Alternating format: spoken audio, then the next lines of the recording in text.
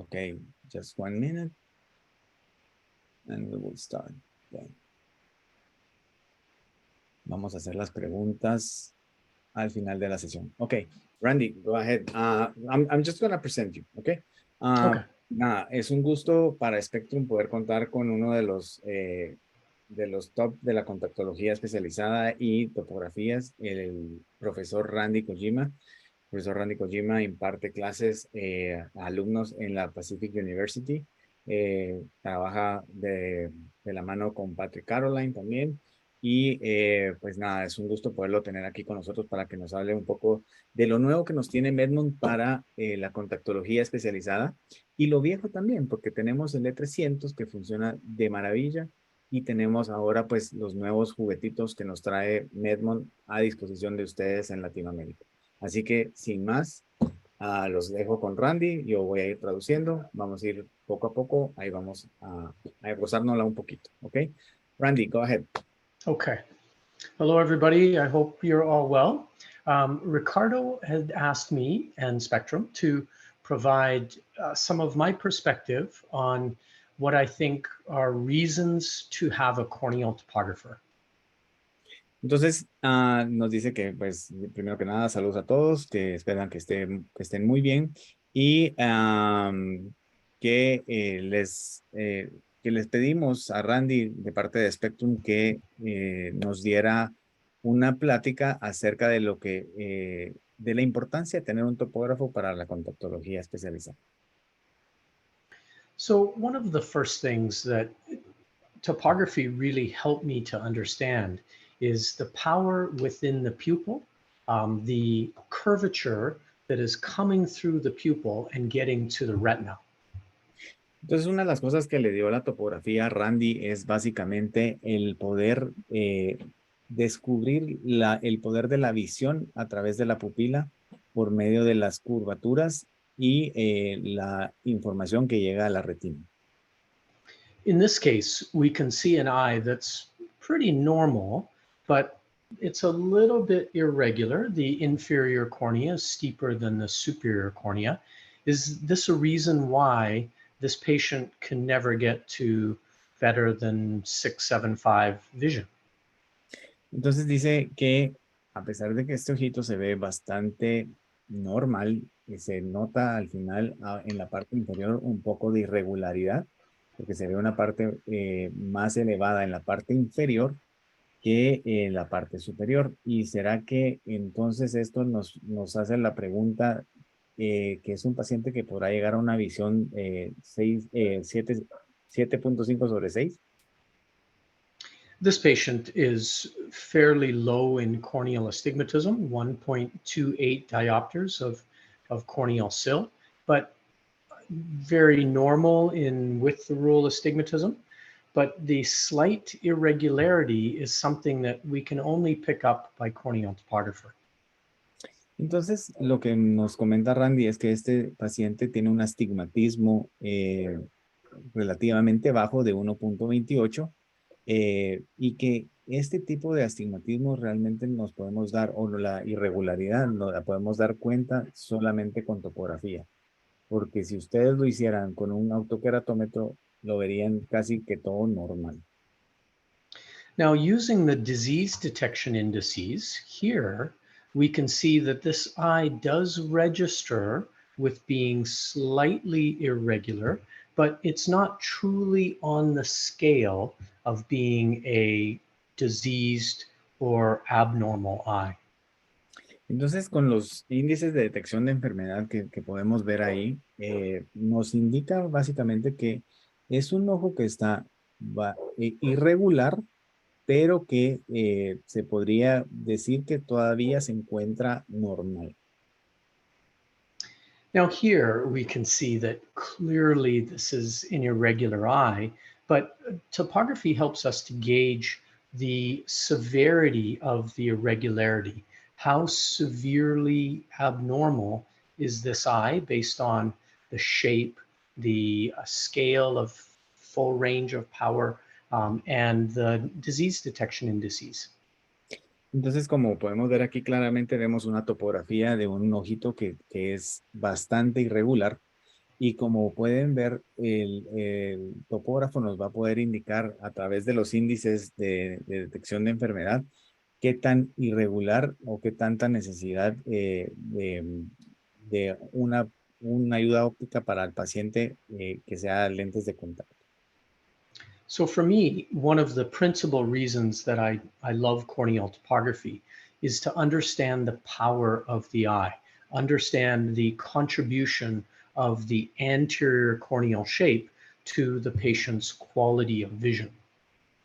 Entonces, que la importancia de la topografía para Randy, lo que más le gusta es poderse dar cuenta del poder de la córnea. So, can you repeat that last part? Uh, yeah, that corneal topography allows us to appreciate the anterior surface and Ok, how it contributes to the patient's vision. que pues con la topografía podemos tener la parte anterior de la córnea y poder comprender un poco más por qué la visión de nuestro paciente. Now, understanding astigmatism is something that probably seems very boring. Uh, all of you understand a with the rule, irregular astigmatism. Eh, Realmente entender el astigmatismo puede parecer algo muy aburrido porque Randy menciona que ustedes ya conocen básicamente los principios de un astigmatismo con la regla, But we've never understood corneal astigmatism like we do today. pero nunca comprendimos el astigmatismo corneal como lo comprendemos hoy. For instance, we can measure the sagittal depth of the flat and the steep meridian and determine the difference between the height of the eye across the horizontal and the height of the eye across the vertical. Por ejemplo, podemos medir la altura en el meridiano plano y la altura que tenemos en el meridiano curvo, perdón. Y con esto, pues, medir la diferencia de altura que tenemos en la córnea. In this case, the eye has 36 microns of difference between the height of the eye along the flat meridian and the height of the eye along the steep meridian. En este caso, pues tenemos una altura diferencial en 8 milímetros de 36 micras y con esto, pues como les decíamos, podemos medir la altura en el meridiano plano y en el meridiano curvo. Now, we know that around 30 microns of difference between the flat and the steep meridian, this is the point where a toric landing generally creates an improvement in the fit of the lens. Así que pues como hemos dicho en algunas ocasiones, el tener una diferencia en micras arriba de 30 micras, perdón, valga la redundancia, en 8 milímetros es cuando nosotros podemos ya determinar que necesitaríamos alguna toricidad para nuestros pacientes para tener una mejor adaptación. So today, I don't really think about the corneal astigmatism except as it relates to the refraction. Así que hoy en día no relaciona el astigmatismo corneal solamente con la refracción. But when I think of astigmatism as it relates to a contact lens, then I'm using the height difference of the flat and the steep to determine what kind of contact lens I fit. So we're not using the amount of corneal astigmatism, we're using the amount of difference in the sagittal depth. Así que lo que relaciona Randy en cuestión del astigmatismo es básicamente la diferencia de altura que tenemos para determinar el lente de contacto el diseño del lente de contacto a prescribir. Now, you might ask how many patients, what percentage of patients will be above 30 microns or greater? And it works out to about 1 in 3 patients will likely be better off in a toric landing corneal GP or ortho K lens. Así que se preguntarán cuál es el porcentaje que hay o que caen por arriba de 30 micrones o que necesitan un aterrizaje tórico. Y básicamente 1 de cada 3 pacientes va a necesitar este tipo de diseño. Now, I might bring your attention to the 150 microns of corneal astigmatism, sorry, 1.5 diopters of corneal astigmatism, or about 0.3 millimeters of corneal sill. So focusing on this line here. Ujú. Así que vamos a ver y nos pide que prestemos atención al 1.50 de astigmatismo corneal o 1.3 milímetros. Now, if you look at the highest value that's along 150, 1.5 diopters of corneal sill, this patient shows a more limbus to limbus corneal astigmatism. Así que, como pueden ver, con 1.50 en el punto más alto, se puede observar que este paciente era un astigmatismo limbo a limbo. Now, if we look at the patient that has the lowest sagittal differential along the 1.5 diopters of corneal astigmatism, we see this patient has very apical astigmatism. Y así que, como pueden ver siempre en 1.50 con la diferencia más baja, la altura, perdón, diferencial más baja, pueden ver que este astigmatismo es un astigmatismo apical. Now, both these patients have the same corneal astigmatism, 1.5 diopters or about 0.3 millimeters of corneal astigmatism, but they have very different sagittal differential. Así que estos pacientes tienen el mismo astigmatismo corneal, pero tienen una diferencia pues son muy diferentes en altura sagital. This patient here has maybe 12 or 13 microns of sagittal differential because the eye is an apical astigmatism. Este paciente, el de la parte inferior, tiene 13 micras de diferencia en altura, porque como ven es un astigmatismo corneal apical. This patient with limbus to limbus has maybe 43 or 44 microns of sagittal differential. Y el paciente de arriba tiene unas alturas sagital diferencial de 43 micrones aproximadamente. So when we approach contact lenses, rigid contact lenses, corneal GP or ortho K, on these two eyes, although they have the same corneal astigmatism, we would use different construction for each of them. Así que cuando nosotros vamos a hacer algún lente gas permeable corneal, ya sea, bueno, en este caso corneal o de orto K, debido a la diferencia de altura, tenemos que considerar diferentes tipos de diseño para estos pacientes. But you can imagine if you were using K readings as a way of fitting these two eyes, you would get exactly the same lenses, but they would fit totally different on these two different eye shapes with the same corneal astigmatism. Así que si usáramos queratometrías para adaptar a estos pacientes, es probable que sería un lente bastante similar, pero tendríamos diferentes resultados debido a la altura que tienen los pacientes. Now, let's take an astigmatism and build a corneal GP for this patient. How would you do that today without a corneal topographer?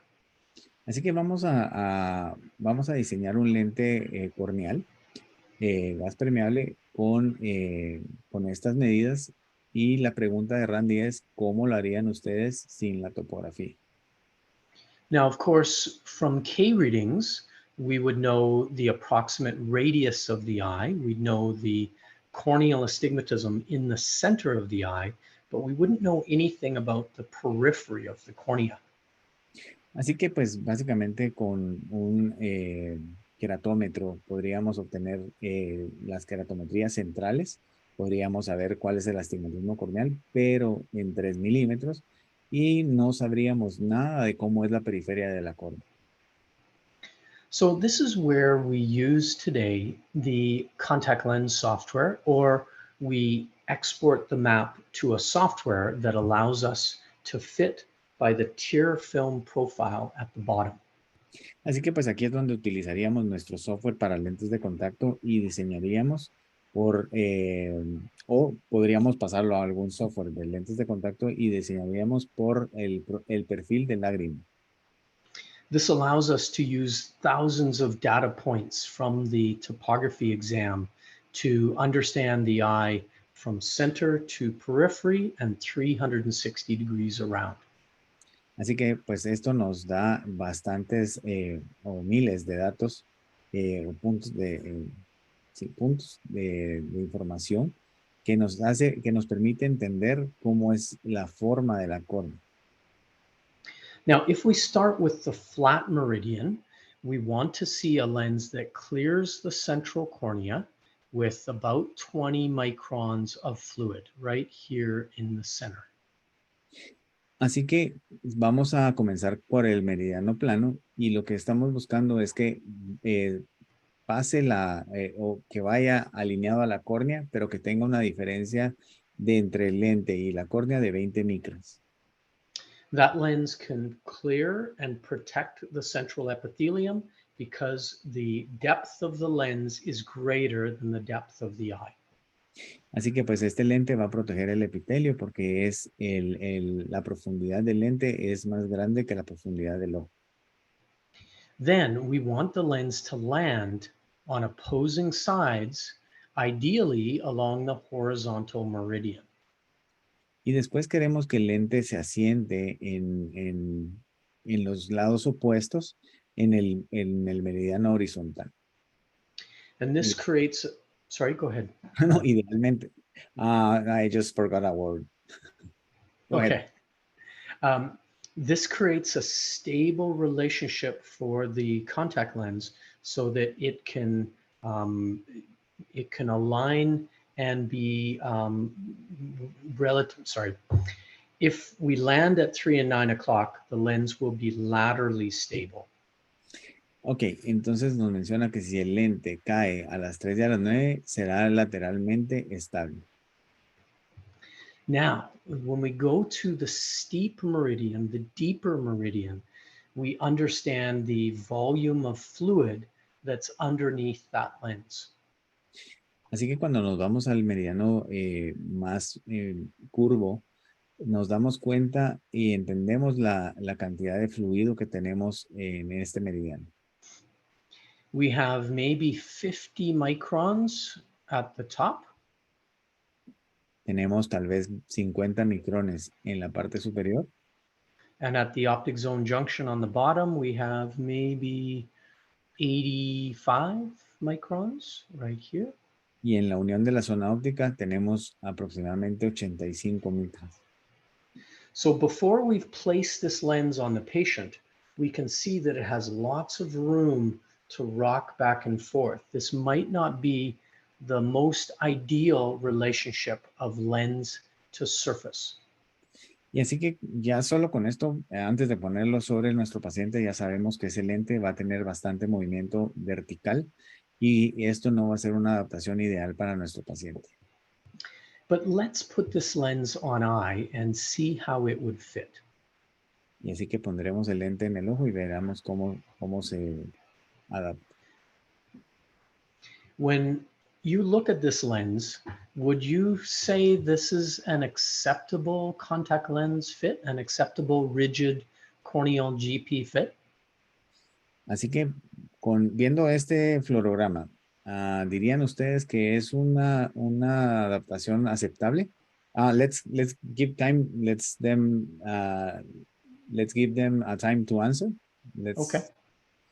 Así que si quieren dar su opinión, por favor, adelante, lo pueden poner en el chat, yo se lo voy a leer a Randy. Alguien que quiera dar su opinión si ustedes consideran que esa adaptación es ideal.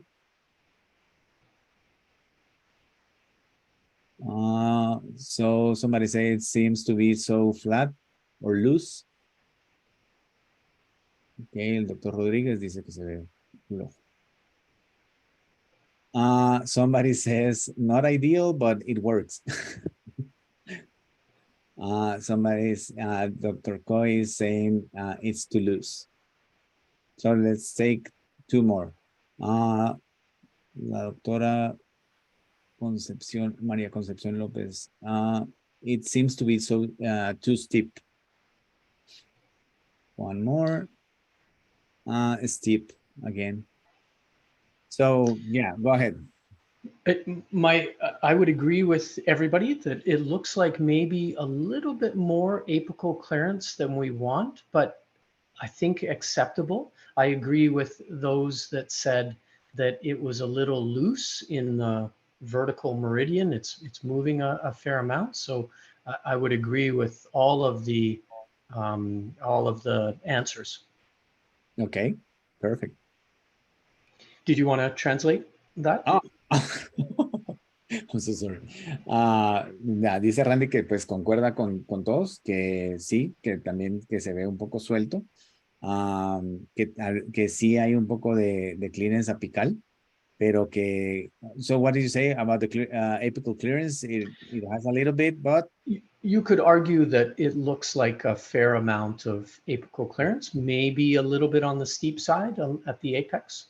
ok, sí, que hay algo de clearance apical y que es, sí, probablemente está un poco curvo en el ápice del lente.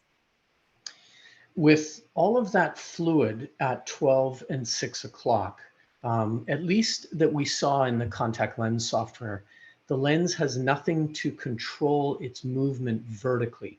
So I'm most concerned by that. I would rather create a better relationship along the vertical meridian. Así que pues con todo esto que estamos viendo, el lente sí tiene bastante movimiento y nada que lo controle en el meridiano vertical, con todo este fluido que tenemos en 266. Entonces la preocupación de Randy es justamente tratar de mejorar la relación en el meridiano vertical. Why are corneal GPs uncomfortable to patients who are new to the fit?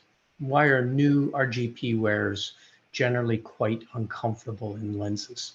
Okay, I'm gonna throw that question to them just to Okay. get maybe 5 opinions and let's see, okay? Okay. Entonces dice Randy que ustedes por qué piensan que un lente de contacto corneal es incómodo para un paciente que comienza con una adaptación. Así que pues ay, quien quiera contestar, vamos a leer 5. Vamos a ver si alguien quiere participar. Que nos den su opinión. No sean tímidos. Alguien que quiera opinar. Vamos a ver. They're so shy. This is a difficult question. I'm not sure that Oh, anybody has a good answer. ok, la pregunta, I'm just gonna ask again. La pregunta es, ¿por qué creen que el lente corneal es incómodo para los pacientes que comienzan con una nueva adaptación del lente corneal? So Dr. Bedran says interaction with cornea, lens, and lids. Yep. Let's see if we can take another one. Excess of movement and the sensation of a foreign body. And that's Dr. Eulogio. Dr. Rodriguez says foreign body sensation. And Dr. Peinado says by the interaction with the lids.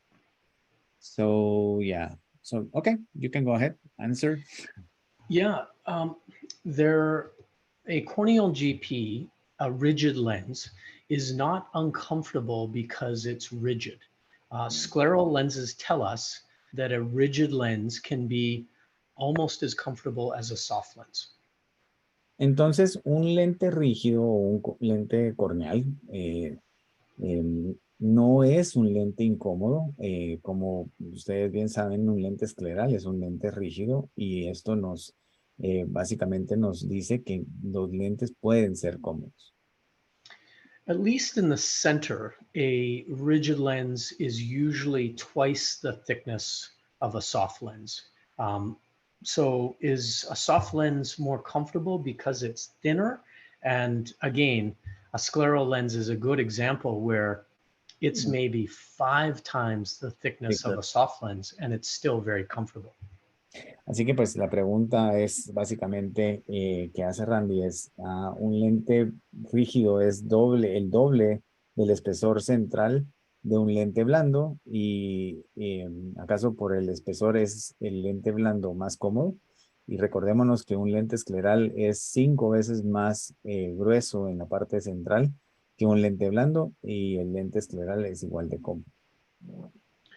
A poor fitting soft lens is every bit as uncomfortable as a corneal GP. A lens that's moving around excessively is just as uncomfortable as a corneal GP lens. Entonces él nos está comentando que un lente blando que no está bien adaptado es igual de incómodo que un lente gas permeable que se mueve para arriba, para abajo y esto pues causa bastante incomodidad. So I agree with all of our respondents that corneal GP discomfort has everything to do with movement and how much the lid pushes on the lens, how much that lens moves with each blink, how much that lens is floating around on the eye. Así que pues concuerda con todos ustedes que contestaron que el lente es incómodo por el movimiento que tiene y cuánta interacción hay con los párpados, cuánto el párpado empuja ese lente hacia abajo y hacia arriba. Entonces esto hace que sea incómodo. So, looking at this steep meridian, if we want to optimize the comfort for the patient, we must remove this incredible depth of fluid that we have at 12 and 6 o'clock to try to slow down the movement. Así que como ven en este meridiano vertical, lo que se debe de hacer en estos casos es reducir la cantidad de fluido que hay para que el lente tenga menos movimiento. And this is what I love about corneal topography because it tells me exactly what depth I need in that steep meridian to have a lens very close to the eye surface, allowing for a fluid layer and tear exchange. Y esto es lo que le gusta de la topografía, que le permite saber cuánto es lo que necesita de altura para poder mejorar la adaptación del paciente y que no se esté moviendo de arriba a abajo. Um, Another thing that we can do with the contact lens software is fit scleral lenses from the topography. And this is one that helps us to create the right sagittal depth the first time. La otra cosa que podemos hacer con la topografía o con el software de lentes de contacto que viene con MEDMONT es básicamente adaptar lentes esclerales. Y esto lo que nos va a decir es básicamente cómo seleccionar esa altura sagital inicial para nuestros pacientes. In this case, a 4400 smart lens would have approximately 282 microns of apical clearance with 150 microns of settling. So post settling of 150 microns, the 4400 should have about 280 microns of fluid. En este caso, se seleccionó un lente Smart Lens 4400 micras y con este lente en la parte central tenemos una ságita de 282 micras. Y como ustedes pueden ver en el software podemos colocar cuántas micras de asentamiento estimamos que va a tener durante el día nuestro paciente. Y recordemos que se puede asentar entre 100 y 150 micras generalmente. Gracias, Ricardo. That was a lot of information I just gave you. You're very good. I just Um, extended myself a little bit. what we want from topography is to help us to be more efficient. And with scleral lenses, topography helps us to choose when to fit scleral, but also what depth of lens we should use from our scleral lens set. Entonces recuérdense que la topografía es básicamente lo que buscamos con ello, es ser más eficientes para nuestros pacientes y así evitar más tiempo de silla, ¿cierto? Entonces, recuérdense que con la topografía podemos escoger nuestra altura sagital para nuestros pacientes por medio de toda la información que obtenemos.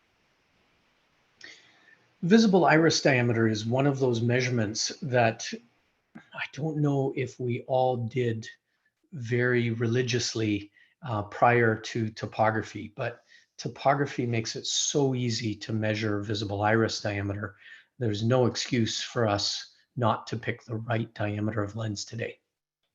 Entonces, Randy dice, y ahí me incluyo, que probablemente la medida del diámetro horizontal de iris visible no es algo que hubiéramos hecho, que se hubiera hecho antes de la topografía. Hoy en día no hay excusa para no tener esta medida y poder sacar o tener el diámetro más exacto. You can imagine if we took a standard diameter lens and placed it on this 10 millimeter cornea, how humongous it would be on this eye, how steep fitting that lens might be. Entonces, se pueden imaginar colocar un lente con diámetro estándar en esta córnea de 10 milímetros. ¿Cuán curvo sería este lente para ese paciente? If we put a smaller diameter scleral on a 13 millimeter eye, we're almost certainly going to be impinging on the limbus and the Mm. peripheral cornea.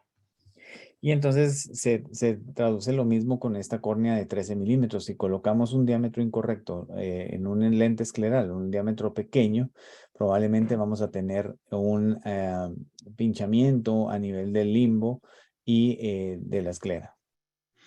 Ricardo has been very good at teaching me about the diameter of eyes in South America. And there's areas of South America where the people have very small corneas and need very specific diameter of lenses to appropriately fit them. So this is a very important number for us in all contact lenses. Pues Randy dice que se le ha estado enseñando acerca de cuál es el diámetro horizontal más estándar a nivel de Latinoamérica.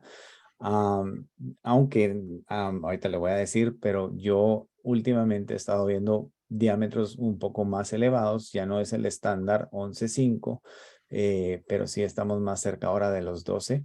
Entonces, es muy importante tener esta medida para poder seleccionar mejor nuestro diámetro. So I was telling them that nowadays, between every single lens that gets to me, it's more common now to have larger corneas in Latin America. So Oh, we're mutating.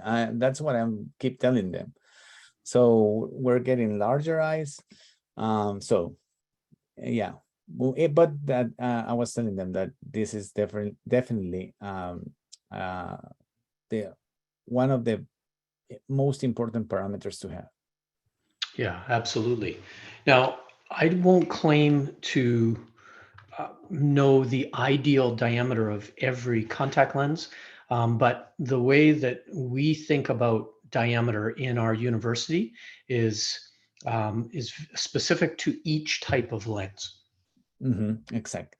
Ok, básicamente dice Randy que él no va a llamarse como el experto en decir qué diámetro es qué diámetro se debe seleccionar para cada lente, pero sí lo que se ha dicho en la universidad es o que es un solo diámetro para cada lente, perdón, pero que han estudiado en la Universidad del Pacífico que eso va a depender de cada diseño de lente, escoger acorde el diámetro. So, Ricardo, what I want to share is more opinion and experience, not scientifically backed fact on what should be the ideal diameter.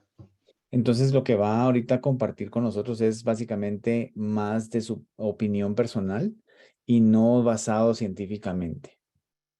So in soft lenses, we would normally say visible iris diameter plus 2.5 millimeters for a lens diameter. So if you had a VID of 12, then you should have a 14.5 millimeter diameter soft lens. Entonces, básicamente para un lente de contacto blando, lo que nos dice Randy es básicamente la medida visible iris diameter, diámetro de iris visible más 2.5. Entonces menciona el ejemplo de 12 de diámetro de iris visible más 2.5, un diámetro de lente blando de 14.5. In corneal GP lenses, depending on the design, we tend to fit very big, and it might be visible iris diameter minus 0.5 to 1.3, somewhere in that area. So if you had a visible iris diameter of 12, we might fit an 11.5 or down to a 10.7.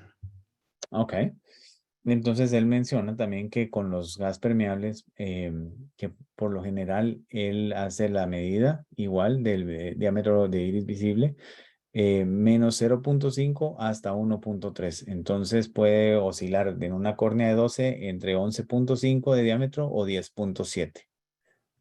In orthokeratology, it would be typical to be visible iris diameter minus 0.8. So on a 12 millimeter eye, we would fit an 11.2 ortho K lens. Y en ortoqueratología, la medida es 0.8 por debajo del diámetro de iris visible. Entonces, si en una de 12 sería un 11.2. In scleral lenses, we typically would be visible iris diameter plus 3.5 millimeters as a minimum. So in scleral, you can generally fit bigger than you need. It's acceptable, but you generally can't fit smaller without risking the lens touching at the limbus or on the peripheral cornea. So the minimum diameter, visible iris diameter plus 3.5 millimeters. Entonces, básicamente, en lentes esclerales, él nos indica que pueden adaptar más grande, pero que como mínimo se haga la medida del diámetro de iris visible más 3.5, porque si es debajo de 3.5, pueden tener toque a nivel del limbo y pues esto va a suscitar mayores problemas. So on this 13 millimeter eye, we would want to be a 16.5 millimeter diameter as a minimum diameter. Entonces, en esa córnea de 13 milímetros, el mínimo que seleccionaríamos sería 16.5. Okay, we've talked a little bit about rigid lenses. Maybe it would be fun to talk about soft lenses because we all fit so many of them. Entonces, hemos hablado bastante de lentes rígidos y cree Randy que sería divertido hablar un poco de lentes blandos porque, si bien es cierto, adaptamos muchos lentes blandos hoy en día. How do we fit soft lenses? I think for many practitioners, it might be the lens is chosen based on the sales representative you like the most, the company you like the most, or experience with a certain product. But we really don't scientifically choose soft lenses other than do we need a daily, a 2-week, a quarterly lens.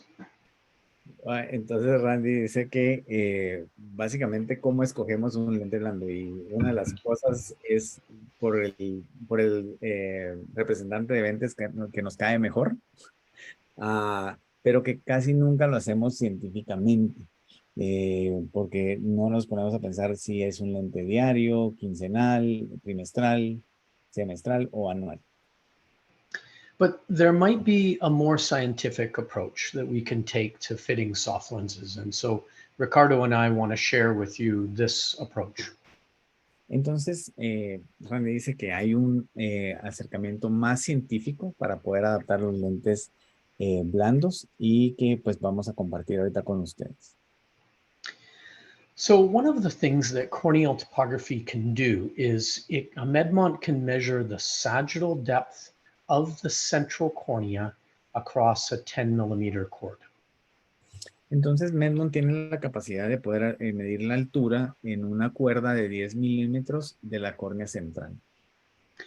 The MEDMONT also can stretch far enough out, especially on the normal eye, to get a lot of data points from 10 millimeters all the way to the visible iris diameter. Entonces, la captura de MEDMONT se puede extender hasta bueno, toda la periferia y esto nos va a dar demasiada información de cómo se encuentra la córnea en la periferia. So this means that if we can collect data points along the straight line shape of the sclera, we could predict the depth of any scleral lens or soft lens. Así que si podemos medir en una línea recta toda esa información, podemos ver cuál es what was the last part? We could estimate the depth of Oh, any soft or scleral lens. podemos estimar la profundidad de cualquier lente blando o lente escleral. Now, of course, I'm saying estimate. I'm not saying we're measuring the sclera, but if we can collect data points on the cornea, that can predict into the shape of the sclera. Que básicamente hay que recalcar que está hablando de estimar, no que vamos a colectar data exacta sobre la forma que tendría de los 10 milímetros para la esclera para poder estimar la profundidad. So the way soft lenses appear to be best fit is the sagittal depth of the eye plus 250 microns. Así que una de las mejores formas para adaptar lentes blandos es la profundidad del ojo más 250 micras. Now we know that a soft lens doesn't have 250 microns of fluid between lens and cornea when it goes on, but the flexibility of those lenses means that they have to go on deeper than the eye. So as they flex into the eye, it has the appropriate depth. Entonces, sabemos que un lente blando no tiene una relación de fluido entre córnea y lente de 250 micras. Sin embargo, por la flexibilidad que tiene el lente blando, necesitamos que sea más curvo para que cuando se asiente sobre el ojito tenga la relación más ideal. Now, this is probably going to be fine-tuned if you have a high modulus lens like the Alcon Dailies Total One. The Alcon Night and Day lens. It's very stiff and rigid, so you might not need as much as 250 microns. Maybe 200 is the best number for a rigid lens like the Night and Day. O sea que esto va a depender básicamente del lente que estén adaptando por la rigidez que pueda tener, ya que pues un lente Night and Day que estaba mencionando Randy es bastante rígido, tiene un módulo de elasticidad bastante rígido, alto, perdón. Entonces, se estima que una profundidad de 200 micras podría ser el ideal en este tipo de lente. And a very thin and very low modulus lens that is very flexible probably needs more depth, maybe 300, maybe 350 microns. Y un lente que sea muy delgado y que sea bajo en el módulo, probablemente necesitaríamos un poco más de profundidad, ya sea unas 300 micras. So what you would do is use the MEDMONT or use your topographer to determine the sagittal depth at the chord diameter of the soft lens you want to fit. So if you want to fit a 14.2 lens, you key in 14.2 and you estimate the height at that chord, at that diameter. Así que pues la forma en la que lo vamos a hacer es escoger de acuerdo al diámetro que vamos a seleccionar. Entonces, si va a ser un 14.2, ingresamos el dato 14.2 donde dice EH Core y esto nos va a dar una altura estimada en esa cuerda. So in this example, we have 3,750 as a low, 3,850 as a high. The average of these numbers are somewhere around 3,800 microns. Plus 250, 250 microns means that we should choose a soft lens with a depth of 4,050 microns. Entonces, como ustedes ven ahí las alturas sagitales estimadas, el promedio de estas es 3.800 y si entonces le sumamos las 250 sería un lente con una altura sagital de 4.250 para tener esa adaptación ideal. But every soft lens is labeled not according to SAG, but according to its base curve. So how does measuring SAG help you when every lens is base curve, diameter, power? Entonces, básicamente, antes se hacía por altura sagital, pero hoy en día ya casi todos los lentes están descritos por curva base. Entonces, pregunta Randy, ¿cómo hacemos para seleccionar el lente con altura sagital si todos están descritos por curva base, poder y diámetro? Our team at Pacific University had virtually every major soft lens measured by an instrument that would determine its sagittal depth. So in this chart, you see all the daily disposables based on their sagittal depth. Entonces, en la Universidad del Pacífico, perdón, se tomaron la tarea de sacar de los laboratorios más grandes la altura sagital y con esto pueden ustedes saber cuánto es la altura sagital necesitada. So I might bring your attention to these two lenses here. One has a 8.5 base curve, one has an 8.7 base curve, but they're both 14.2 in diameter, and they're almost the same sagittal depth. Entonces va a llamar, les quiere traer que pongan atención en estos dos lentes, donde si ven tienen la curva base 8.5 y 8.7, pero el mismo diámetro 14.2. Sin embargo, la altura sagital es bastante similar. So again, the base curve matters, of course, but really what ultimately determines the fit of the lens is its overall sagittal depth. Por supuesto que la curva base importa, pero lo que determina es básicamente la altura sagital del lente. So if you put on a BioTrue one day with 3,700 microns of height and it's loose fitting, where do you go? Well, you might go up 100 microns to find a lens that will be deeper, that will be steeper fitting, not based on base curve, but based on the actual depth of the lens. Entonces, si ponen un BioTrue con 3.700 micras, pero está un poco flojo el lente, ¿a dónde se irían? Entonces, probablemente es buscar un lente que tenga 100 micras más de altura sagital para poder centrarlo mejor.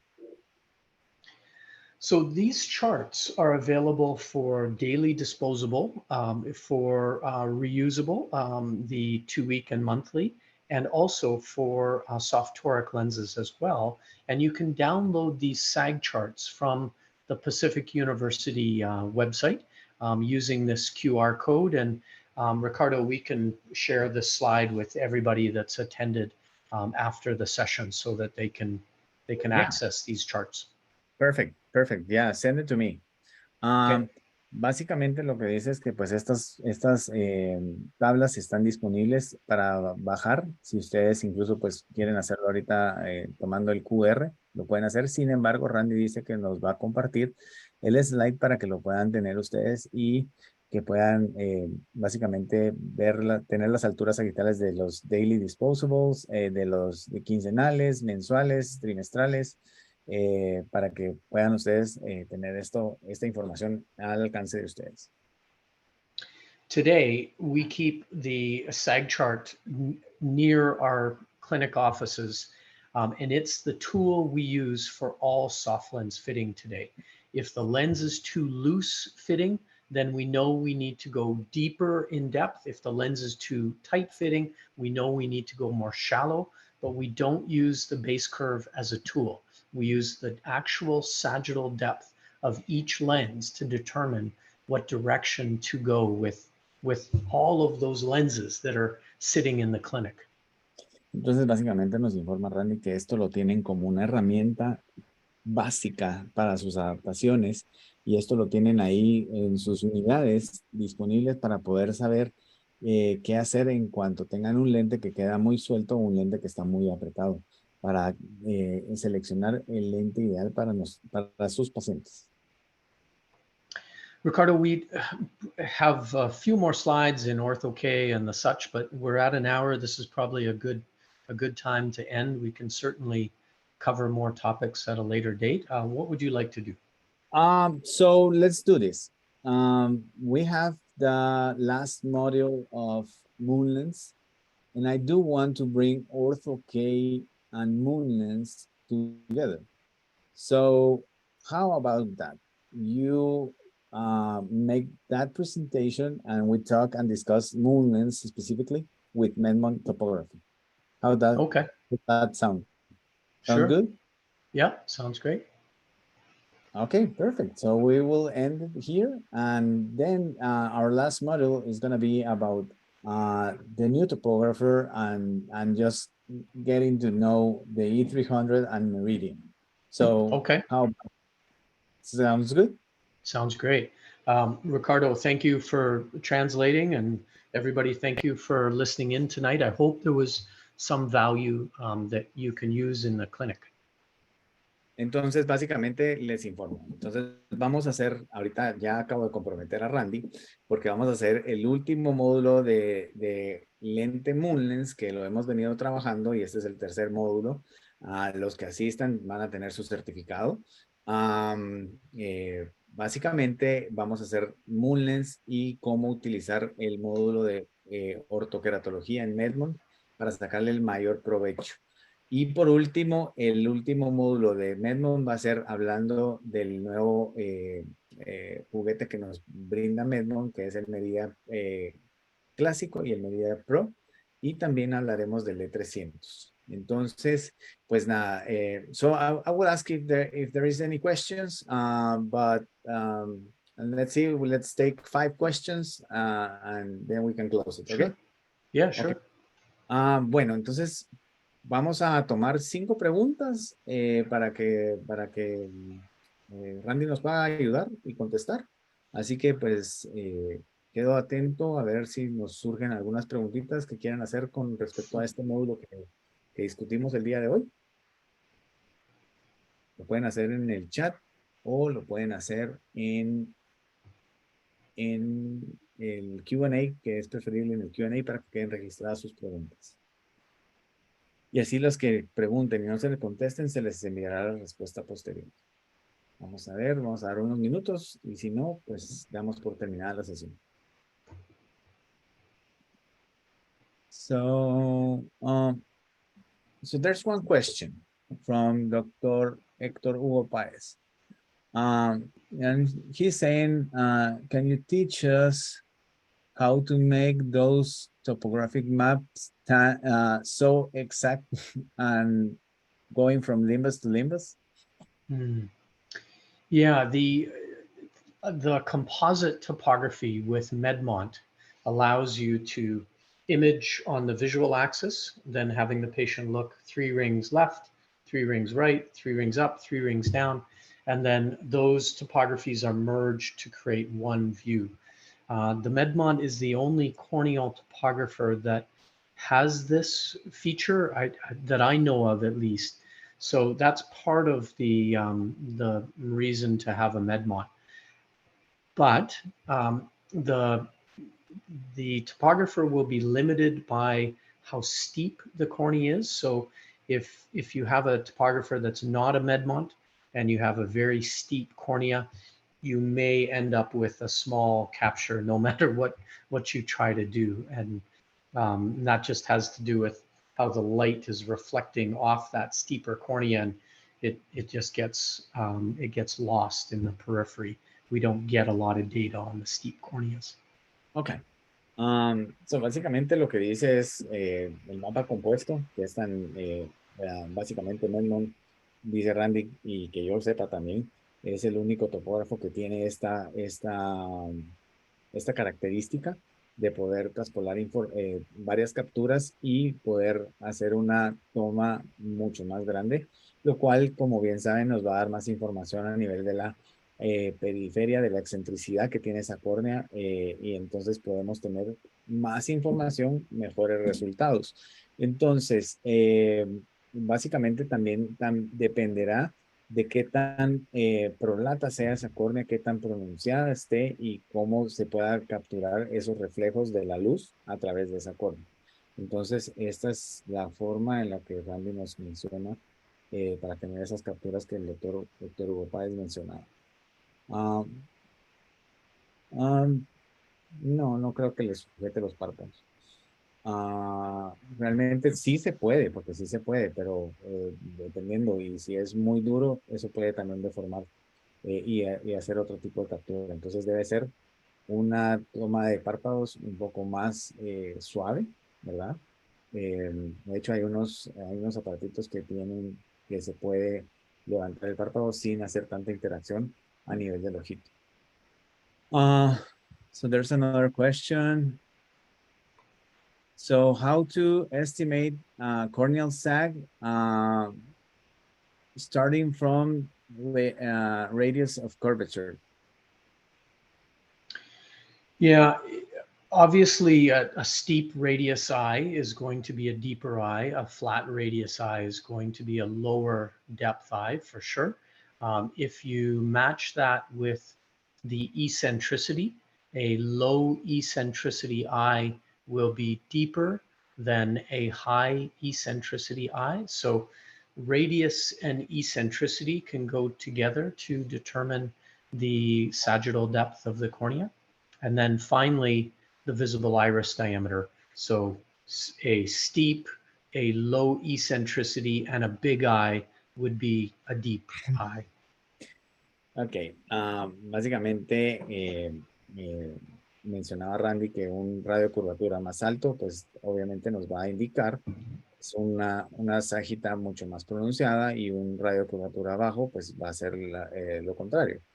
Sin embargo, esto lo podemos relacionar también con la excentricidad, y una excentricidad alta nos va a indicar que es un radio de curvatura, que es una córnea, perdón, más... uh, oh my God, I got lost. What was it? Eccentricity, high eccentricity is, come again? High eccentricity will be lower in depth Yeah. rather than a low eccentricity eye will be higher in depth. A high eccentricity eye will be lower in Yeah. depth. Básicamente sí, lo que mencionaba es que una excentricidad alta va a ser un ojo más bajo y en profundidad, y una excentricidad baja va a ser un ojo más alto en profundidad. Y esto pues obviamente lo podemos relacionar con el radio de curvatura, además del diámetro horizontal de iris visible, que pues sabiendo también que tenemos un ojo grande, probablemente la altura que tiene el ojo va a ser más grande. So yeah. Sorry, the nice thing about these SAG charts is you really, let's say that this attendant doesn't have a MEDMONT and can't measure SAG, or this attendee doesn't have K readings. Once you put on one of these lenses on the SAG chart, you know whether you need to go deeper, you need to go up the chart, or if you need to go down the chart, lower in depth, just based on the fitting of the lens. So really just starting with a lens on eye will tell you if you need to go one direction or the other based on these SAG charts. Ok, básicamente lo que nos está hablando es que vamos a poder medir esto cuando tengamos un lente puesto en el ojito y donde vamos a poder determinar qué tan alto o qué tan bajo necesitamos ir en altura basados en estas tablas. Because we have a question that says, these charts were taken with um, plus powers or minus powers? Could that vary? Yeah, these were all, if I remember correctly, these were all -3 lenses, all of them. So we sent 3 lenses on each different brand, each different base curve and diameter. And then that's where the standard deviation comes from here. So all 3 lenses were measured, and then we took the average of that based on a minus, I'm pretty sure it was a -3. Now I'm second guessing myself, but I can send the paper so that Okay. everybody can see what it is. Oh, perfect. Thank you. Básicamente nos informa Randy que sí, que las tablas fueron hechas básicamente con un poder -3, aunque lo tiene que confirmar y nos va a mandar el estudio para que lo puedan revisar. Así que esto pueda contestar esa pregunta. There's just somebody thank you for sharing those charts. Dr. Eulogio, Dr. Farid Bedran was the one that asked the previous question. So with that being said, I think we have one question on the chat, and we will take that last one and we will end that session, okay? I'm just gonna answer this one. Sí, sí vamos a tener el webinar grabado. Lo vamos a subir a la página de Spectrum en YouTube y también se les estará enviando el link a ustedes. Somebody, okay. Somebody is saying about if you could just repeat the how to calculate the diameter of the RGPs. Yeah, and that will depend on the type of fit. Is it a normal eye? Is it a keratoconic eye? Is it a post-refractive surgery? So the diameter will definitely vary, but we don't fit 9.5 millimeter lenses. That's very old technology for us, in our mind at least. Ok, pues va a depender siempre del diseño del lente, ¿verdad? Si es un diseño estándar, si es un diseño para queratocono. Y nos comenta Randy que es básicamente ya obsoleto para ellos hacer un 9.5. But what was the number? 0.5 to 1.3. Yeah.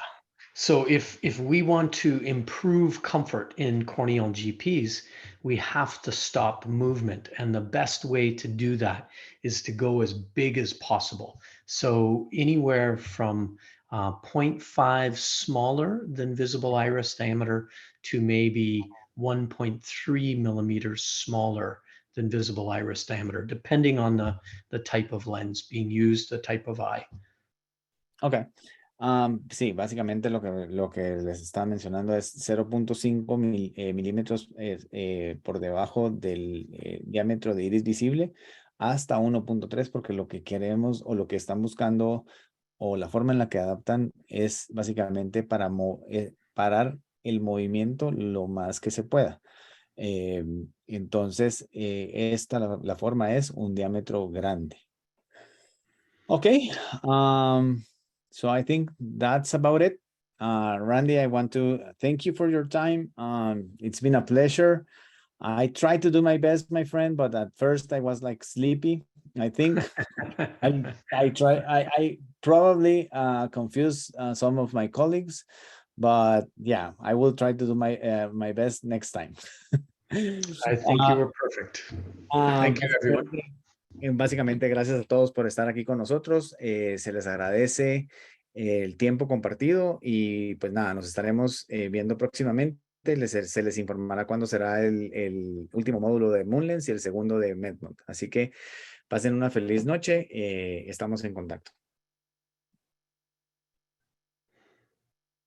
Thank you, Randy. Thank you. See you next week. Okay, sounds good, Ricardo. Thanks for Okay. your translation and everything and organizing the whole thing. Okay, perfect. I will talk to you and we will discuss next week. Okay. Okay, Thank sounds good. Safe travels.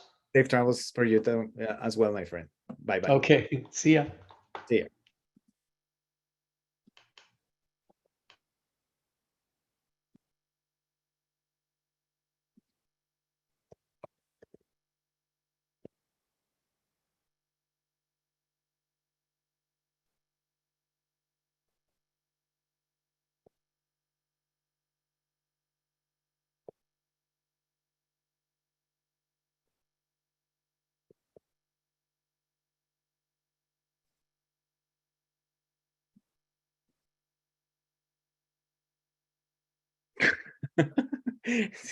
Gracias, Farid. Gracias por notarlo. Ya nos veremos en Medellín en un mes.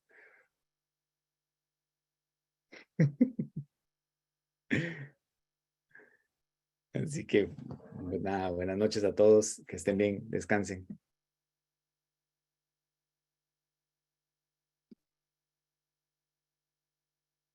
Un abrazo, Farid.